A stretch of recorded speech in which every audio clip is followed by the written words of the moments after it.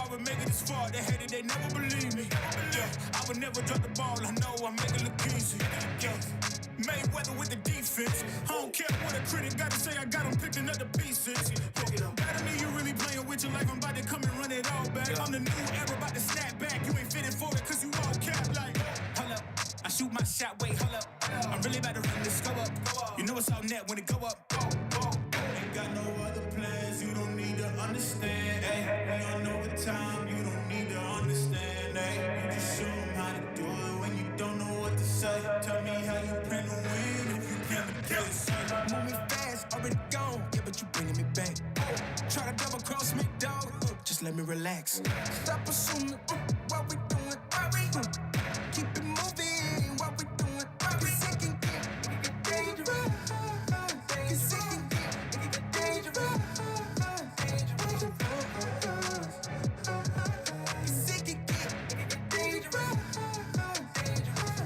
Hey, please don't play no games with me. I promise I'm too much. Hey, I can never let up even if you had enough. Hey, this ain't for the faint of heart. We always playing rough.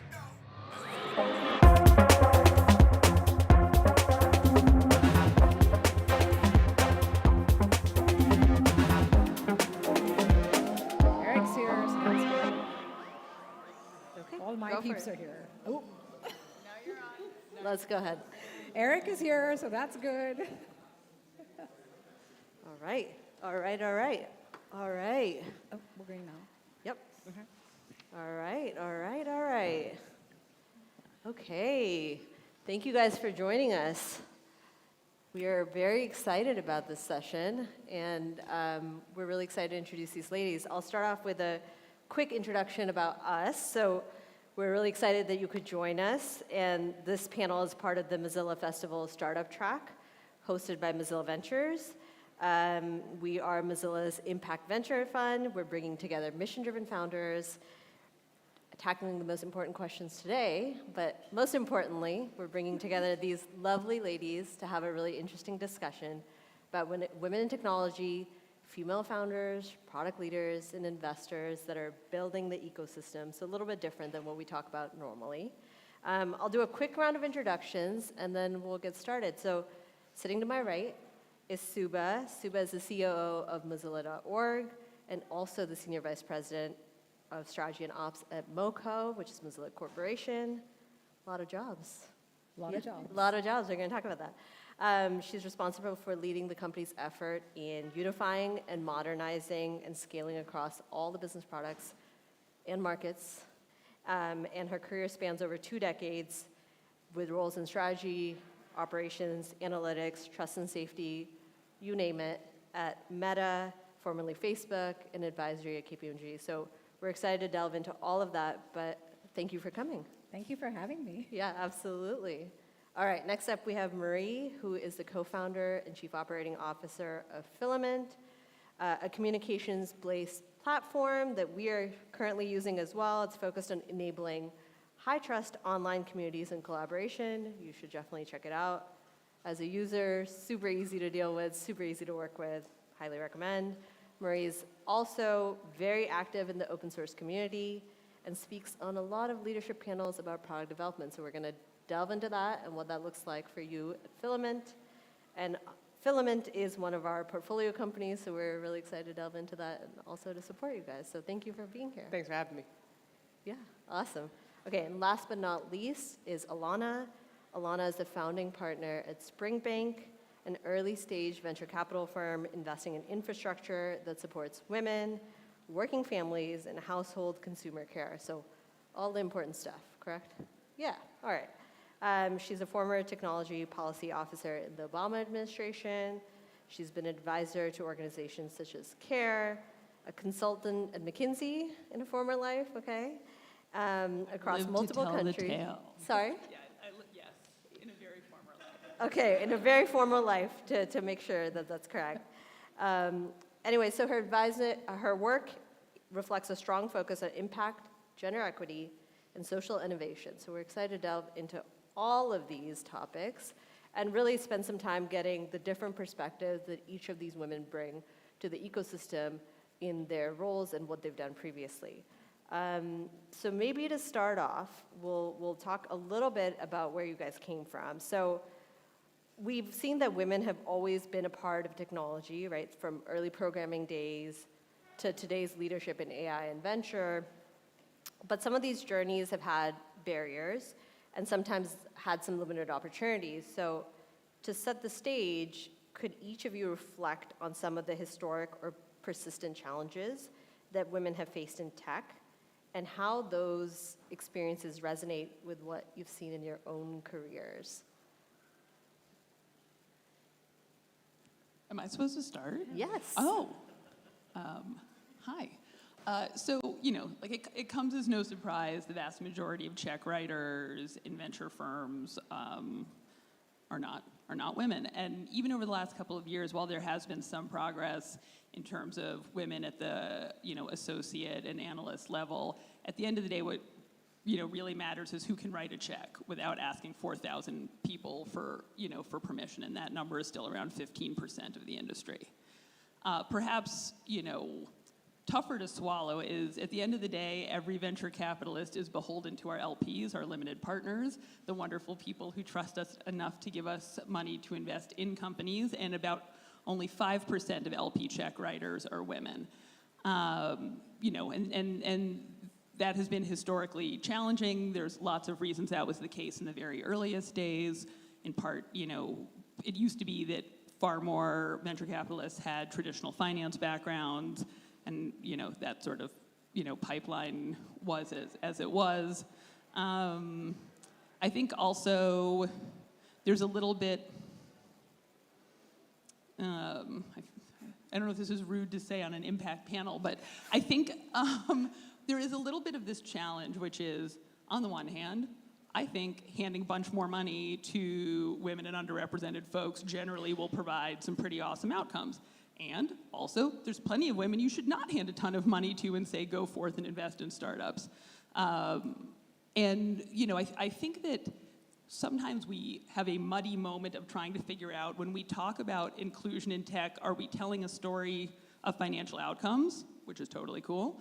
Are we telling a story of impact outcomes? Are we telling a story about that actually we're just like building products that miss the mark when we're sort of building for personas that don't exist and for people we don't really know? All of those things are really valid, and I think we tend to muddy them. And so actually when they asked me to be on this panel, I told Nabiha that I normally never do panels that are and women about anything, but only because I love and trust Mozilla enough to know that it would be badass people having an amazing conversation, because so often that's how we end up on the side, right?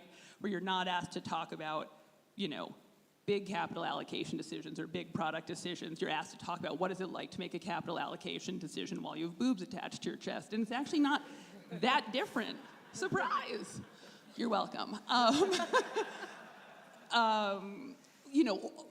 So I think that there is a way in which this conversation needs to be propelled forward by people who do care about really mission-driven things, and that it can be a double-edged sword where we don't want to make it seem that every time an underrepresented founder walked into the room or a female GP walked in the room that it was like someone's charity project. So I think that's a little bit of the balance we live in. And sorry, I did not answer anything about my past, but I'm going to pause there.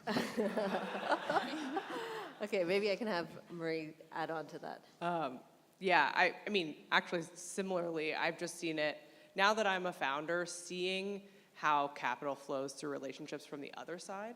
So I've working in tech for almost 15 years. I've been in a lot of rooms that I was not very represented in.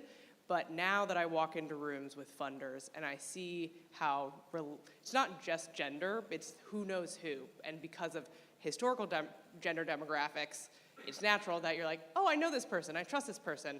And then money naturally flows that way. And so, and now having more founder friends, and I met someone recently pitching what I thought was a really amazing pitch. We were workshopping it, and she's going into rooms, and it's not necessarily the quality of what she's presenting versus a young Stanford grad, had a dream, and same venture capitalist who zoned out for her funded him the next day. So now I see the numbers, I see the stats, but actually being in the rooms with some of the folks, it's really interesting just to see it actually happen in real life. Okay. And Suba, you have a kind of a different perspective, maybe similar perspective, but Yeah. inside of a corporation. So tell us some Yeah, of that. I'll give you the inside of the corporation with personal stories and the historical Yeah, arc. yeah. I'm going to betray my age here, but I have a computer engineering degree and I learned to code in COBOL, so you guys can laugh. And all of those languages, C was just coming around then, so that was fascinating. But I'll tell you what, I was one of the lucky ones in the system. What I mean by that is issues historically are often systemic. It's not down to the individual. I was lucky because my dad worked at a bank in their IT department, so he would take me when I was a kid, during my summer vacations to their server room. The first computers in India occupied a large amount of space, and I played around on those giant things, and I got fascinated by computers. But the system worked in my favor because I had a parent who unwittingly, just to keep me busy during the summer vacation holidays, took me to their bank to work on computers. Fast forward to when I worked at Meta, I worked on a team called Ads Integrity, which is trust and safety. And the first thing I did when they asked me to go sort of clean up that team was I looked at the JD because, by the way, I was the only woman on that team. The one other woman was ready to quit. She was our most technical woman. She stayed because we hired a woman leader. And I looked at the job descriptions. We were hiring the job descriptions that had words like aggressive fighting in them. And I'm like, this is why the top of our funnel is broken. Right after that, we started to attract all of these amazing technical analytics type women because we changed the JD. That makes a difference. Then those technical analytical women came, and I had to work with them to say, physically, take a seat at the table. Why are you sitting in the back? If the table's crowded, pull a chair. Let's make room for you. You can't be the only one taking notes. Yeah. So I'm pulling on these threads. This is not just about VCs, but the reality is that there's a system in which women have operated that causes a lot of these issues. Since you asked about the historical piece, I went there. But that's what I would like to see us change. And I'm going to throw this last fact in. I found out that only 29% of the AI workforce is women. Everything else is male dominated. I found out that barely any women are learning to vibe code. And I was like, okay, we are back in that cycle where most of the men are walking away with the funding. Most of the men are making up the AI workforce. That's a problem. Although, can I tell you my sort of gendered, maybe unrealistic dream? My mom just retired after 44 years as a New York City social worker. And she was making as much as a social worker. I mean, I was making more my first day as an analyst at McKinsey. And that's so stupid. Anyway, but I have wondered, especially because I look at a lot of healthcare and care economy companies, it is very clear, for instance, like right now the US has almost 250,000 medical coders, which I think is insane, and each one of them I think is like a crime against a healthcare system that is so broken for patients. But I think there's lots of other jobs like, that are going to remain and be enabled. And interestingly, in healthcare, I've been very interested in like how many of those things have been considered sort of women's work. So I have this dream that basically, poets and social workers are now going to make oodles of money because it's too hard for AI to do it well. But I would not say it doesn't appear to be coming to fruition, but I'm holding on to it. Yes, absolutely. That's an interesting topic to delve into, definitely. Suba, maybe we'll come back to you. So particularly at Mozilla, you worked at the intersection of open technology and public trust. So how do you think that women leaders specifically influence the culture and the direction of technology when, as you said, they're at the table shaping products and policy and not one row back and actually pull up their chair? So explain a little bit more about that. Yeah. So you may have heard, if you all attended the opening talk, I think this was said there as well, technology, we don't believe that technology is neutral at Mozilla. We believe it is full of values, and those values need to reflect both the people you build for and the people who build it. And that brings me to who is building technology today. When you think about women or any underrepresented group, the reality is that we have a ton of lived experiences that are just unique. And you bring unique experiences and viewpoints to a table. That table, the conversation there shifts, it changes. One of the examples from big tech is if you have a lot of male engineers or just the majority in the room building Are you actually going to build for the customers you're trying to win? Or take the case of dresses. How many dresses have pockets? I wonder who's designing these for women, right?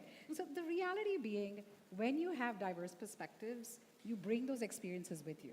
Specific to women, and I don't know if this is necessarily going to be an advantageous point, but I'll say it, women are known to be more caring, more empathetic. You apply that to the principles of product management and customers and what customers want, you have a win already. When you think about public interest tech, women are known to be collaborative, seek open perspective, and bring various viewpoints to the table. That does not mean we move slower. We all move fast. We know how to scale. We know how to move with speed. Sure, we'll break things along the way, but we do it in a way that's just different because of who we are. And I think that completely shapes the conversation differently. I also don't see that as a women's perspective, to your earlier point. I don't see that as a gender-based perspective. I just think it's a unique point of view and it's a cultural shaping of things. Yeah, amazing. Actually, Maria, a little bit of a follow-up to that. So you founded and led Filament, which blends kind of a very creative sense of being as well as obviously very deep technology. So what's one lesson that you've learned about leading as a female founder, especially in a very product-driven, innovation-intensive environment? Tell us. I've learned that men have feelings too. No, I'm only partially joking. It can be very intense, like you noted, and there can be a lot of feelings, especially early on. And don't ever let anyone tell you men aren't emotional, because I've been in rooms where people have left and slammed doors in the middle of meetings in my career. But I think the lesson for me is that it's really fun. And it doesn't have to, it can be very intense, it can be emotional. There's also a pressure to move fast, but I think a lot of what you said, take it all, if anyone out there is considering doing it, it's very fun, and what I get to choose to do every day is bring some of that perspective. It doesn't mean we have to move slow. I can set the tone for how the company is built, how the product is built, and it can be silly. We don't have to take ourselves too seriously. What I get to do every day is such a blessing, and I think that's something that I come back to often. Awesome. So, Elena, a question for you. From your vantage point as an investor, where are you seeing the most exciting momentum, which is a question I think we often receive all the time at Ventures, so this is a peer question almost. So from your vantage point, where are you seeing the most exciting momentum for women-led innovation, whether it's in a product area or the type of capitals that you're seeing deployed? Look, this is obviously a weird sort of feast or famine time in venture, right? So there's the deals, 100 million plus seed rounds for something that doesn't exist, and then there's lots of other things, especially if it's outside of the, being able to roughly claim that it's an AI company that are really struggling to fundraise. So it is definitely like a tale of two cities right now, which I generally think that in those kind of funding environments, it tends to be less hospitable for anyone who isn't sort of the traditional mental model of a founder. And I don't just mean that in are they a dude? I mean it in, did they work at Stripe? Did they work at one of the 30 companies people look for? Just this sort of marks. And part of that too, it's a cliche when VCs say, we prefer to invest in a line versus a dot, right? Like getting to know people over time. And part of the problem is when a $100 million seed round closes in 72 hours, unless they were already your buddies from the fancy private school in Palo Alto all of your kids go to, I don't really know you. So the idea that this would be the exceptional, time to write a check at that valuation is, hard to do for someone who's more off of the beaten path. And then I was going to say one more thing that was a bummer, and then I'm going to switch to non-bummer. Exciting. So, to state the obvious, I think people's experience of the gender question that we were prompted with is very different if you become a parent.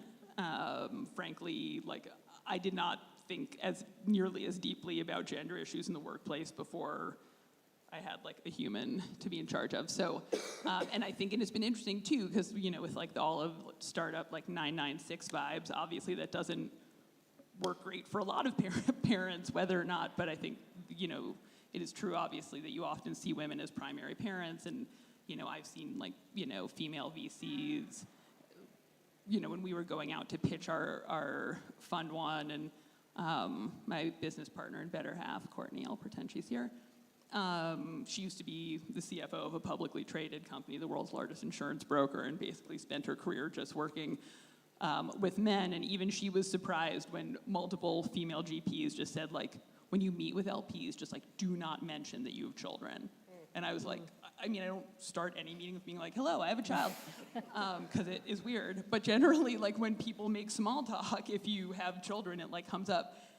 We got advice like that. We got advice suggesting that we take off any large engagement rings we might have to make us look like we didn't want it and we weren't hungry enough. And not that it's anyone's business, I don't own an engagement ring. But anyway, so like we were getting all sorts of crazy advice like that kind of along the chain. So all of those things kind of feel worse right now, but there are some things that feel better and more interesting. So one, as mentioned, I look a lot at healthcare. I am very interested in what we can do in a world where both we can collect, ingest, synthesize, and possibly create, fully synthetic data around women's health. It has only been, a little over 50 years that it was required for women to be included in federally financed research studies around healthcare conditions. We just have a lot less data on the lives of women and on their medical lives. I will give you an example.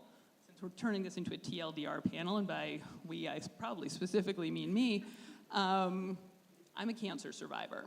I have a variant of unknown significance on a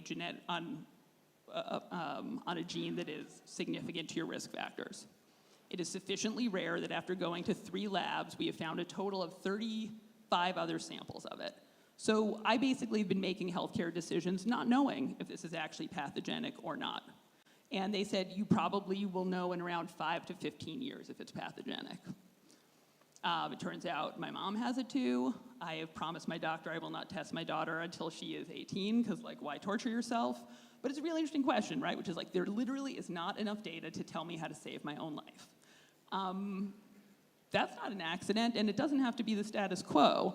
And increasingly, both because of some of the advances in how people are thinking about using synthetic data, and this is not relevant to this particular gene, but obviously because we now have so many more tools for passive data, health data collection, which I know has a lot of privacy issues, so like I'm not ignoring those in this moment. I think there's a world where women have many more life-saving answers much faster than they did in like the prior 50 years, so I'm excited about that. Yeah, definitely, and thank you for sharing that. To kind of take it in a slightly different direction, it's a question to ask all of you, so maybe we'll start with Zuba and go down the line here, but the path from just a little idea to impact looks very different for women in tech. Just to the access of capital, networks, and obviously credibility that you guys spoke about a little bit. What strategies or structural changes do you think can help level that playing field? So maybe we'll popcorn and just do one quickly around the table. I like the word structural. Yeah. I do think it's a structural issue. I would love to see more women have access to mentors, and I mean active mentors, sponsors. I would like to see women get an equal seat at the table when it comes to funding decisions. I would like to see VCs take a chance on women whose first founding company may have failed, because I think more chances are taken not on women, and that's part of the problem. So anything systemic, anything structural is what we need to fix. Awesome, thanks, Zuba. Marie? Yeah, I agree with structural. I like your story about being a mom. I think about my sister. She's a PhD from MIT in polymers. I have pitched her on starting a company so many times, but she's a mom. She can't, like the 996, the startup lifestyle, and just like the environment that you need to be ready for, if she could even get funded. And so like, I'm very inspired by incubators and different types of funding models, and to help people get into the ecosystem and just take their first step, structural. Awesome. I think, I like the idea of mentors. Mentors is tough, right? Like there's all these programs, corporate programs that like assign you a mentor, when in fact mentorship in many ways is earned, right?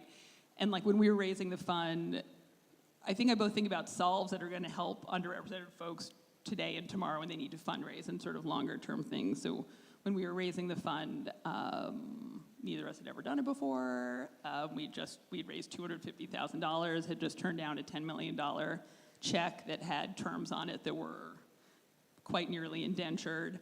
And the next day, Union Square Ventures wrote us a check. And it was definitely not the biggest check in our fund, and it like completely changed the trajectory, right? When the guys from USV say, yeah, they don't mess around. We back them. Like, you know, part of me, it sort of sucks that it took like a group of men who I frankly tremendously admire and think are incredibly awesome to like, you know, get a fundraise going and stuff like that. But it was a good reminder of just like, for a lot of women and underrepresented folks, figuring out who are the 4 or 5 most connected people around you, they might be women, they might not, right, who are willing to vouch for you in a room when you're there or not there is like kind of the, you know, I think the game to getting it done. And then for folks who sit in the investor seat, whether as LPs, GPs, or, you know, philanthropy, one thing we've talked about a lot as a team is, you know, obviously the goalposts on progress at pre-seed and seed are wildly shifting and obviously change depending on what kind of company you are. But one thing we've noticed is, depending on, for instance, how long a team can self-fund, obviously progress at pre-seed might look really different. And there's a company in our portfolio that's about to close their A, but when we wrote a check at the pre-seed, one of the founders, Mexican American, supports really a comical number of people in her family financially, and she was very clear that like she was not going to quit her job kind of until the pre-seed money hit, because she had too many people kind of counting on her, and it meant that their sort of product and progress like looked a little different, and there were other things that got us to conviction. And that was kind of the first time we'd thought so explicitly about that as a team. It just kind of hadn't come up, but it's just made us start thinking a lot more about like if we want to have a really representative portfolio, might things look a little different at day 0, and how do we validate that? Okay, so that's a great segue. So I'm gonna ask Marie this question. So, you know, product leadership often means kind of balancing vision and risk. And how are women founders embracing risk-taking more confidently? And how can investors, you know, better support that? Yeah, I come back to what helps me, which is this, actually from a professional poker player, Annie Duke. She wrote a book about treating life like poker instead of like chess. Chess, you can see all the moves. Poker, you're making a bet based on what you can see and what you can learn turning the cards up. And that even if you pick something with 80% chance of being the right answer, you could still turn up the card that gets you the wrong thing. So it's a way to be like, hey, as long as I am learning as fast as I can, gathering as much information as I can, then I just need to make a bet. And at a certain point, you got to make a decision, and then you're going to see where the chips fall. And so that helps me a lot think about product bets that we have to make, and also surrounding myself with people and the right connections who can turn cards up for me, who can help me learn quickly. And so I think where investors are helpful are making some of those connections, but also helping you build the team around you and the environment around you where that culture can thrive. Okay, thank you. Suba, a little bit more longer scale here, okay? So you've spoken about technology as a public good. I'm curious how you think women in tech, whether in open source, policy, or product, can define what responsible innovation looks like for the next decade, which is a long time, so you can do next 5 years either, but either way, a little bit more longer term view. And that's what Mozilla's doing, and that's why we're all here, so that's exciting. I actually don't see it just as women in tech. I think anybody who cares about building responsibly, we should be backing them up. They should be part of the open source community, all of that stuff. So one little example comes to mind, less about the open source part, more about the responsible innovation part. We thought long and hard within Mozilla Corporation before making a foray in advertising. And we did that because we wanted to change the industry with respect to advertising, not because we were out to just, open Firefox up for revenue. Yes, good, the revenue is going to help us fund the manifesto. The revenue is not going to go into a billionaire's pocket. Great. But in doing so, that's the only way we're learning more about the industry that we've called out for so long. And if you don't build, you're not going to have the proof point to try and change. So I shifted the question a little bit, but the reality is, if you really want to build responsibly, you can do that and grow. And that's what we're out to try and prove as a proof point. I know there's a lot of things said out there about, forget about trust and safety, forget about those kinds of things, and just growth at all costs. I actually don't subscribe to that belief. And there are a lot of people out there, men and women, who are appalled by grow at all costs without any focus on trust or integrity or safety built in up front.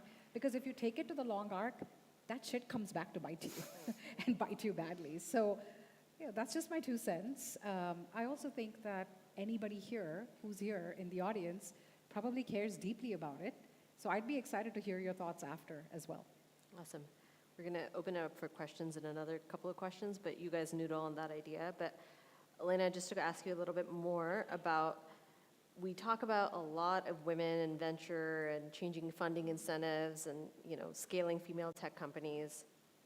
Are we seeing some real progress, or are we seeing some service level changes? Quick answer here. Somewhere in the middle. I think there were a lot of net new funds raised by female GPs in the last 4 years. I frankly think there's going to be like a not quite extinction level event, but I think a lot of them are either going to merge or not raise fund 2s or 3s. Frankly, I think that's true across a lot of smaller fund managers as everyone's kind of thinking through some of the broader like AI dynamics in the space. One thing, I think one of the challenges, in part because it is obviously very difficult if you're a first-time female fund manager to raise, $1 billion fund. It means that a lot of us are playing in earlier stages, pre-seed, seed, A. And part of the challenge is then who do you hand these investors over to? Thankfully, we have a great Series A graduation rate and lots of dudes. We love marking up our deals. I do think, for instance, in spaces where the payoff might be longer or in something that's maybe more impact-oriented that might require concessionary returns, part of the problem is there's not a lot in the capital stack like Series B and onwards. So it feels like people have invested a little bit in this earlier part and then not quite as much has happened behind it. So I think you see, definitely some zombies wandering around. Okay, zombies beware. Okay, so we're going to do a quick 2 round robins. Ready? So if you could redesign one element of the tech ecosystem, hiring pipelines, funding models, mentorship networks, better support the female innovators, what would it be? Quick. More women GPs. Okay, Suba. More failed role models. Ooh, I like that. What Okay. did you say? More role models who failed, because you can learn from that failure. Okay. Elena? I guess I'll say more female LPs then. So. Okay, amazing. And then one more quick round robin is, what gives you the most optimism right now about the next generation of women building in tech? And what's one piece of advice you'd offer to someone that just starts their journey? So maybe we'll start that way, Elena, and we'll work backwards. Maybe two pieces of advice. One that is women specific, which is not to traffic in gender stereotype, but I will, since functionally the question asks, it encourages women, female founders who pitch me, and I obviously get pitched like dozens and hundreds of companies a month, are so much worse at bragging about themselves. It does not come to us quite as naturally. I think we're less natural bullshit artists. It's all things that I actually love when it comes to the day-to-day operations of like being a human and running a business. However, knowing that, for instance, like a financial model at the pre-seed or seed stage is functionally like invented numbers, I often see women sort of cut themselves down and like be like always trying to be so realistic, which I so appreciate, but knowing that all the men who are pitching me are taking their numbers and adding 30% to it, like they're actually putting themselves at a disadvantage. And so I think sort of leaning into some of those uncomfortable moments. 100. I would say just fucking do it. You can. One of my favorite things about what I get to do at Filament and building trusted groups is building a community of founders around me and early stage people. And if anyone out there is thinking about it, just take one step in that direction. It doesn't have to be the full marathon, but like learn something, get a little bit more information. I really, really encourage anyone who's thinking about it to just take a little baby step in that direction. And if you want a pump up speech, please find me. I would happily give you one. I love that. I'll come find you. I would say be bold. I say this because when I have kids, so I've seen their classmates. I'm always most impressed by the girls, whether it's elementary school, whether it's middle school. so impressive, and the boys just want to play, and they don't have their executive functioning together, my boys at least. But then I don't know what happens. I don't know what happens by the time girls are ready to hit the workforce. And I'm speaking of, I've lived and grown up in India, I'm speaking of the US. I'm seeing it's very similar patterns in both countries. So what is it that's preventing? Is it the system that's holding women back from being bold? I just want us to be bold. And maybe that means, just fucking do it. Maybe that means, saying I more, but we've got to do that. Okay, that's a very interesting note to end on and a really good note to end on, but we're going to take a lot of questions. We were promised by this crowd that they had some questions for us. Oh, wow, hand in the air. Okay, let's go. We have a runner. Oh, yeah. Oh, perfect. Amazing. I love that. Your hand was up, bold, ready to go. Let's do it. Let's do it. I love it. First, hello. Second, I think my question is just going to be as simple as, I was going to ask what advice would you give to a woman actually starting now as myself. But since you asked the question and we got your answers, I think my question is, usually when women are more bold or more innovative or more trying to put themselves in the space, they're usually labeled as more aggressive, as more too criticizing and all of this, even though when it's, with all due respect to the man, when it's a man doing it, it's like, oh, they got the ambition and they got all of this. I think it's one of the things that usually demotivate women within the space, other than the fact that we're known to be, for example, empathetic and all of this, that's usually taken in a negative context more than a positive context. So what would you say to this? How can we deal with this? So this is true, by the way. And it's happened to me too, where I've had a skip-level manager say, well, sometimes you're too aggressive at Meta. I was like, have you looked at the people around me? Like, no one can survive at Facebook if you're not a certain way. So this is true. That's completely valid.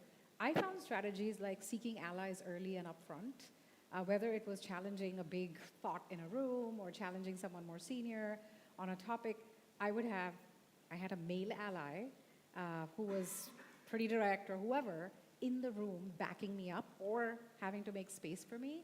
But without active allyship, I agree, some of that can backfire.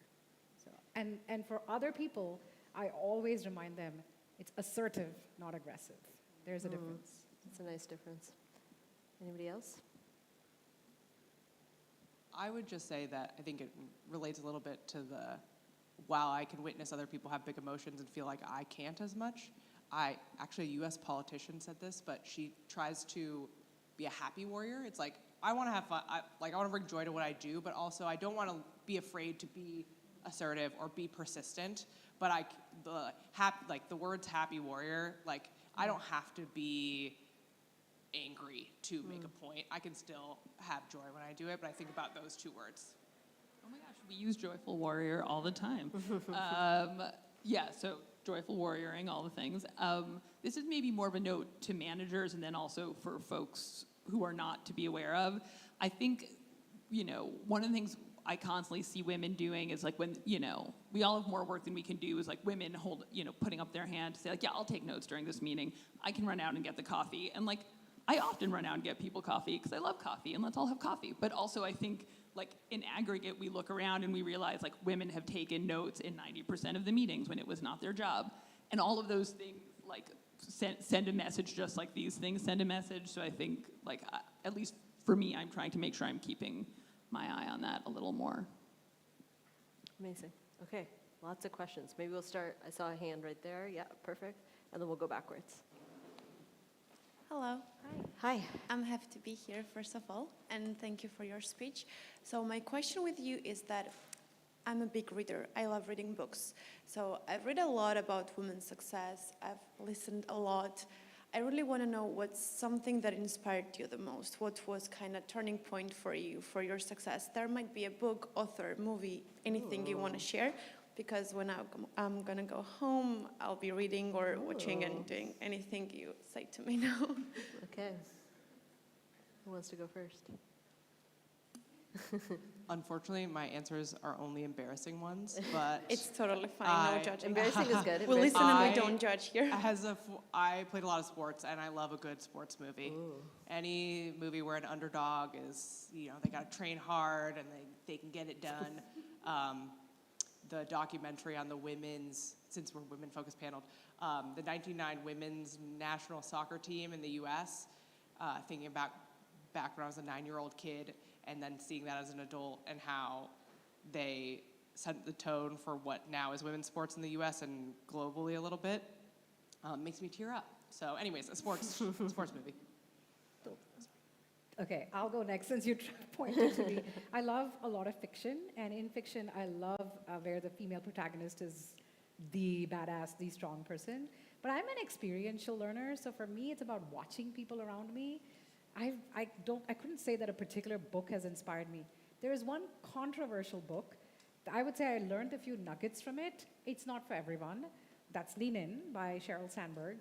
The one thing that I learned from that is always negotiate your salary. I'm terrible at it.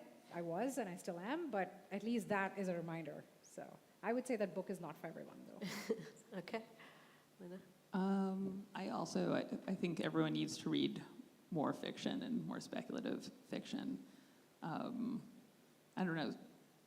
All of my most inspiring books are all fiction and might have nothing to do with being a woman, but somehow Civil War Land and Bad Decline and Invisible Cities changed my life. And there's a much longer story why I think they put me on the path I'm on, but that's like drinks convo.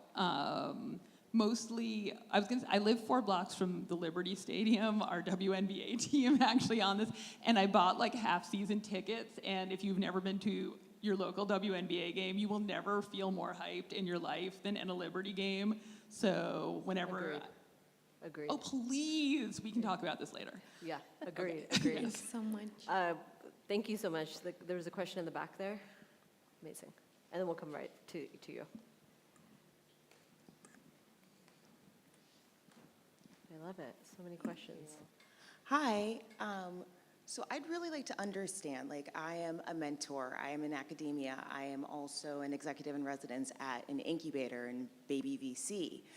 How do we as women, as ecosystem builders, build our ecosystem better with the threads that tie in between us? I feel like if you're not a GP or LP, if you're not heading a fund, if you're not doing something, that there is very little room for those of us who move in between.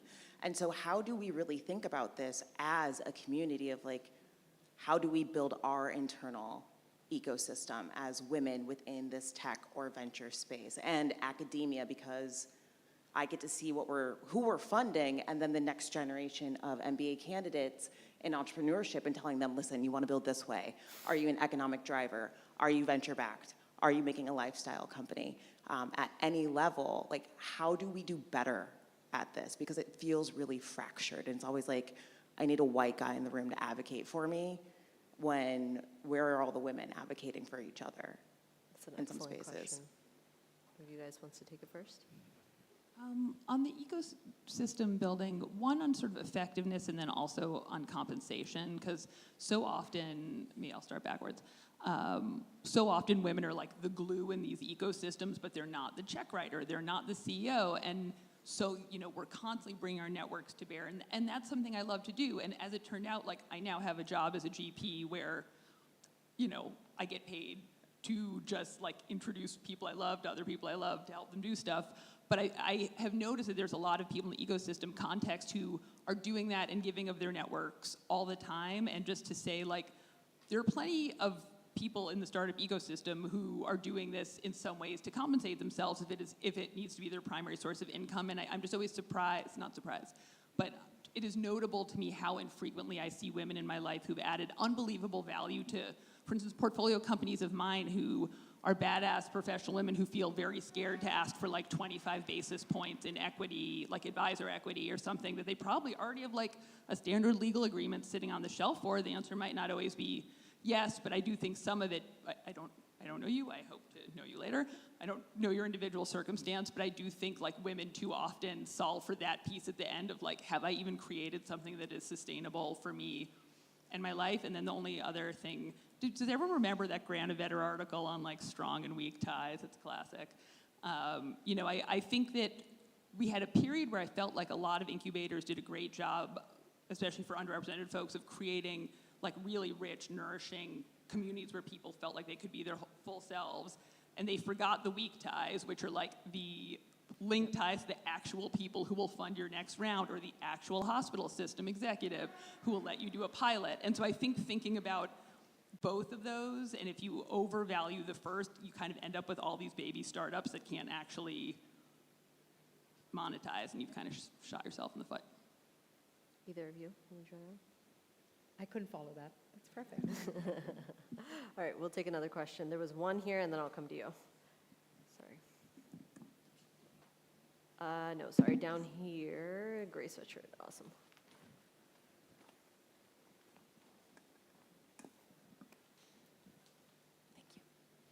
Hi, thanks so much for the great talk and like all the wonderful answers to the questions from everyone.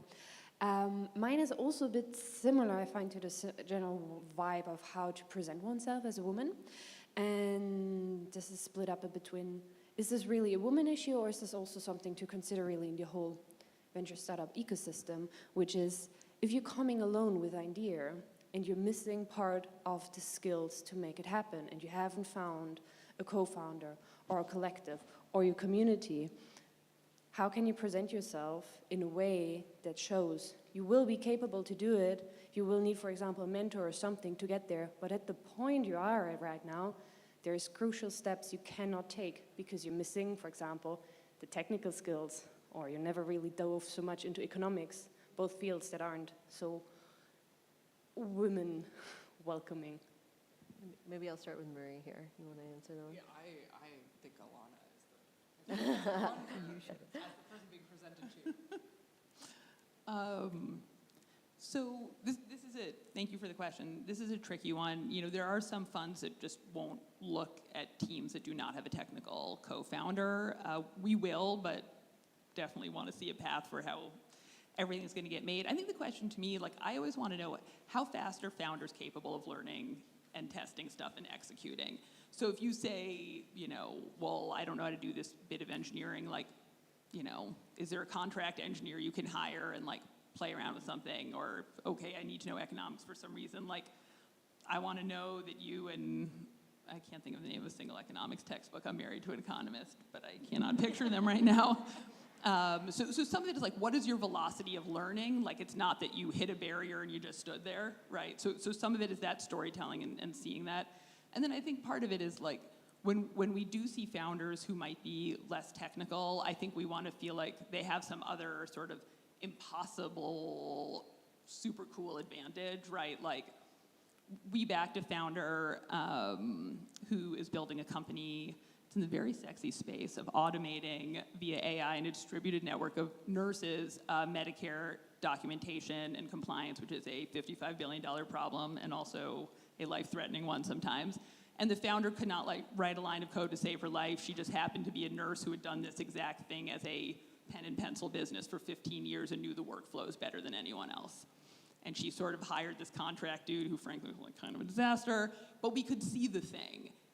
And now she has like a whole bunch of very talented like ML engineers working on the product with her. So some of it is like, or we've seen founders, this wasn't for us, but I can think, for instance, a lot of more consumer-focused companies that got funded where the founder maybe wasn't technical, but she had 2 million TikTok followers for her posts about something, and like that was gonna be her go-to-market advantage. So I think it's also about what don't you have, but then what's your sort of unfair advantage that you do have. We've seen some founders that have just run like really small go-to-market tests, and if you can do it, you know, like in the consumer space, it's a lot easier, right? Like you can run some really quick tests, run it in the local college, get some proof points, and kind of scale it in other colleges. A lot of that works, you know, like you really have to just think about like, what is your strength? What are you bringing to the table? Not everything, you know, you don't want to be like a 1 in a million. You'd rather be like 1 of 1 here. So that's also what we're looking for. There was a question up here. Perfect. Thank you. Yeah, thank you. Hi, that was so good. I'm so inspired. So I have a startup where I connect customers with global tailors, and the whole idea is to sort of give access to custom-made clothing. And we've just started looking at incubators and investors, and it's been really interesting to see how often they insist on us just focusing on the SaaS layer of it. And sure, we do have that, but to me, the most important part is the custom-made and the ethical part of it. But what I keep getting as feedback is, yeah, that's sweet. Can we talk about the SaaS layer? So I guess, like, how would you handle that? Like, is it really better to just focus on SaaS? But in my head, it's like, if I focus on SaaS, then like I could end up serving Temu instead of the actual customer. You know, like, who is serving the customer? I don't know. We should talk later. We should definitely talk later, but I think it's important to probably find the right investors there, and maybe that's my one answer, really quick answer, but anybody else on the panel? You should. Go for it.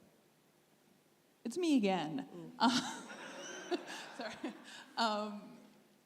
So I don't know enough about the business, and I can tell you, like, offline why they are probably saying that, and there's parts of that that I probably really understand.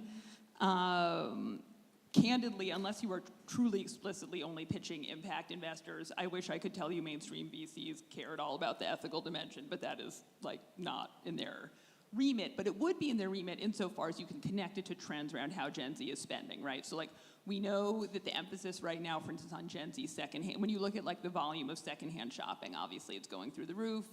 Some of that is sort of environmental, a lot of it is cost. But point being, like, if you could make an economic argument that ties to these other values, right, which is, like, people want to have unique style, and, like, they can't afford custom couture, but if you can, you know. So anyway, so I think it's always about, like, tying back, if you can, the values that matter to you in a way that says, like, actually, I know this customer really well, and it's going to drive customer retention and long-term value. Needs to be the story. Yeah, that helps. Okay, thank you so much.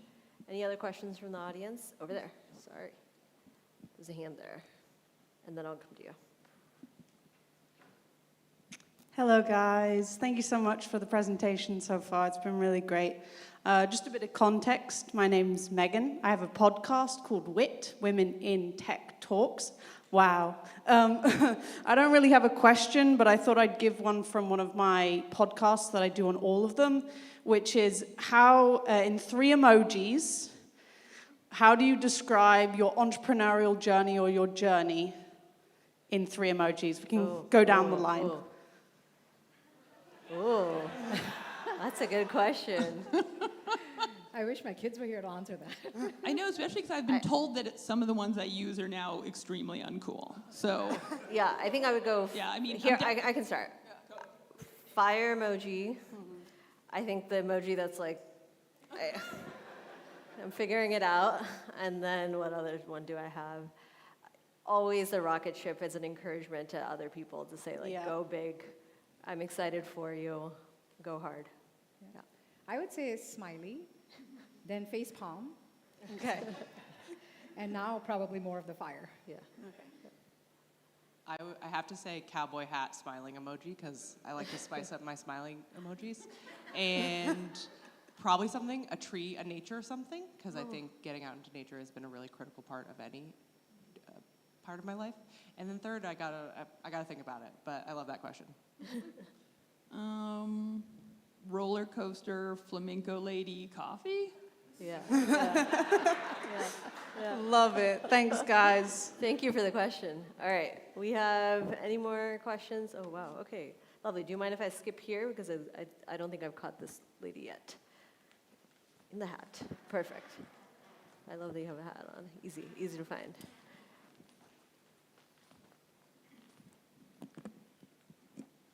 Hi, I really love the talk, and I'm an engineer, and I'm starting a company 7 years ago to remove toxicity and misinformation. And my problem is to connect to funding. I have extremely hard time. So if I can talk to you after, or which direction, and I want to build the things, but is so huge, I cannot show it. So I connect with Montclair University and show them what I'm building, but I do hackathon so I can have like a little thing to show investor, but my daughter say, Mom, why do you build everything? You don't need to build it. So what direction should I take? One answer, everybody. What is a good direction if you are in this process, you're building, you're getting ready to go? One word answers quickly. Do as much vibe coding as you can before you talk to investors and make sure, where are you based? San Francisco. Okay, and just make sure they're, founders waste a lot of emotional energy pitching folks who either are like not actually actively deploying anymore, don't deploy into their geography, or already have a competitor in their portfolio, and save yourself emotional bandwidth and don't do it. I would try to simplify and focus, whatever that means to you. Okay. Or double. Same thing, I would say land the message, because sometimes that's what gets lost. So similar to hers, build the proof point and land the message. Amazing, amazing. Thank you. And there was more hands. May I see any more hands? Awesome. We'll get one last question here. Awesome. We're loving the questions. Thank you, guys.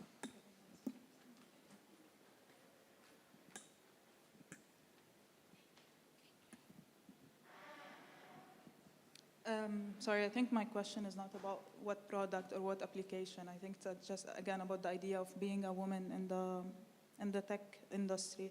Have you taken into consideration or considered the idea of what kind of becoming a role model for girls out there? Because I think when she asked about what kind of movies you watch or what kind of something that inspired you growing up, I mean, I would give the example that I've had, which is having to relate to, like, in a way or another, male figures up until later realizing how history has, in a way or another, diminished the amazing work that women have done in the tech industry. So as current women in tech, do you believe that this is a responsibility for you to kind of inspire the next generation or inspire the next women who are trying to go up there? Because I think the inspiration factor is an important one, especially with the amount of effort that we have to put and amount of trying to prove ourselves out there, especially in this industry. So yeah, is this something you've taken into consideration? Is this something that maybe you want to work on later? But yeah, the idea of more or less becoming the hero that a girl would look up to. Sorry. I love that.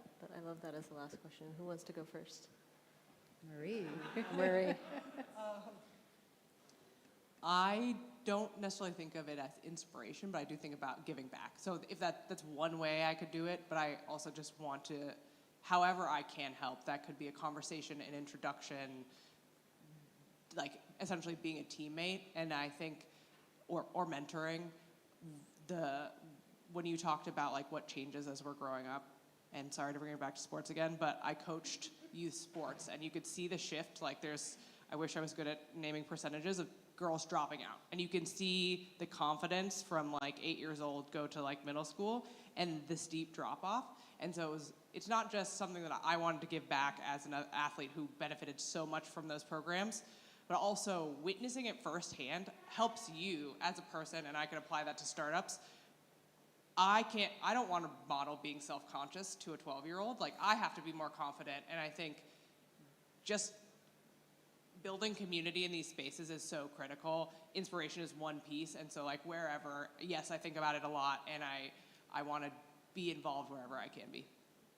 Okay, Suba, one last word here on being a role model here. I would say being humble is important for everybody, but very quickly it crosses over with self-consciousness. That's where we make mistakes. And so sometimes it's okay to be putting the wins out there in the open, because that does matter. Elena, one last thought on here? Sure, and just a +1 to both of those, just a quick one. I think it may have been clear, you know, I am someone who's comfortable sharing, but you know, I think one thing that I really thought about for when I got sick, originally I didn't tell anybody. I was working full time and doing treatment and just like kind of getting it done. And then there was sort of a point where, like, when you're gone for 6 hours for an infusion, it's pretty hard to make up a work reason at a certain point why you were doing it. And it became absurd because, like, I love my founders and I'm close with them. And it felt crazy to be like, I had a 6-hour tap dancing lesson. Like, what? So anyway, so at a certain point, for those, you know, in sort of my inner circle and then slowly circles further, you know, I told them what was going on. And I think it ended up that actually showing up as my full self in the workplace was an invitation for other people. And, like, you know, it turned out that a founder, I don't know, one founder was pitching me, like, they were already in our portfolio, but she was, you know, I was murderboarding her, and it did not go very smoothly. And later she'd said, you know, she had, for instance, like, she actually, I'm not going to say the details, but had suffered sort of a medical trauma 12 hours before she came into pitch. And she hadn't wanted to tell me. And I said to her, like, oh my God. I mean, anyway, so, like, I think weirdly it turned out that creating space to be the whole self I needed to be, I hope, ended up maybe being useful to folks around me who, because I'd spent the first 20 years of my career being like, what? I don't go to sleep. I don't eat. I'm just working. So. Okay, on that wonderful note, we want to say thank you for your time. Thank you guys for coming. Thank you to all of these ladies. Hope you have a wonderful MozFest. Thanks.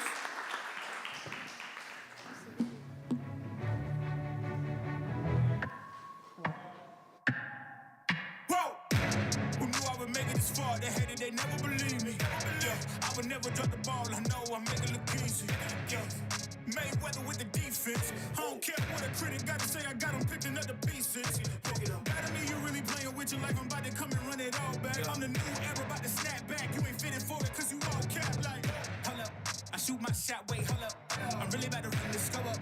You know it's all net when it go up. Ain't got no other plans. You don't need to understand. Ay, we on overtime.